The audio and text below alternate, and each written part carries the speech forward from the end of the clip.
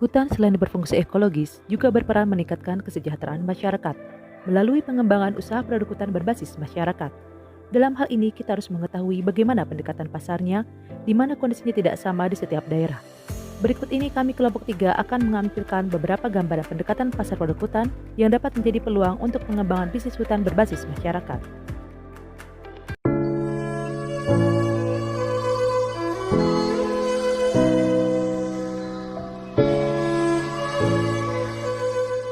Produksi bambu di Kabupaten Lebak. Kabupaten Lebak merupakan sentra penghasil bambu terbesar di Provinsi Banten. Hampir semua kecamatan di Lebak terdapat perkebunan bambu. Dengan luas lahan lebih kurang 2.000 hektar dan produksi bambu 2,4 juta batang per bulan, Kabupaten Lebak mampu memasok kebutuhan hingga keluar daerah, antara lain Tangerang, Jakarta, Bekasi, dan Karawang. Rata-rata, bambu dipasok keluar daerah untuk kebutuhan material bangunan, pagar, kerajinan rumah tangga, sampai kebutuhan reklamasi. Namun, petani baru menggarap bambu sebagai tanaman sampingan dan mayoritas hanya menjual dalam bentuk bahan baku. Dari segi kualitas, bambu di Lebak merupakan salah satu yang terbaik di Indonesia, dengan jenis bambu yang terkenal, yaitu bambu betung. Dengan kisaran harga dari 8.000 sampai 15.000 per batang, bambu dijual dengan kualitas yang bervariasi. Berdasarkan sumber Dinas Kehutanan dan Perkebunan Kabupaten Lebak, diperkirakan omset kerajinan dari bambu di Lebak mencapai 2,9 miliar per tahun dari 1.503 unit usaha kerajinan bambu yang dikelola oleh masyarakat di Kabupaten Lebak.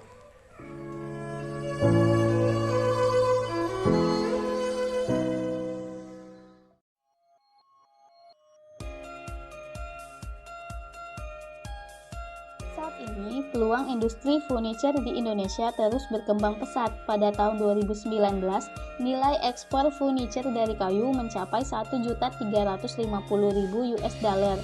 Penjualan produk furniture di pasar domestik tahun ini diproyeksikan tumbuh sebesar 12%. Kenaikan tersebut sejalan dengan semakin banyaknya proyek perumahan, gedung, dan perkantoran. Merujuk data dari Himpunan Industri Mebel dan Kerajinan Indonesia atau HIMKI, nilai pasar domestik industri furniture tahun ini bisa menembus angka 15 triliun rupiah. Di toko furniture di kota saya, kebanyakan terbuat dari kayu bawang karena memiliki kualitas kayu yang cukup baik.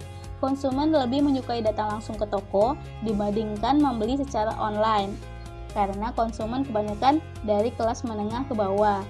Nah, ketika musim panen tiba, entah itu panen karet, kopi, dan sawit maupun hari raya, bisa dipastikan penjualan produk furniture menjadi meningkat dibandingkan hari-hari biasa.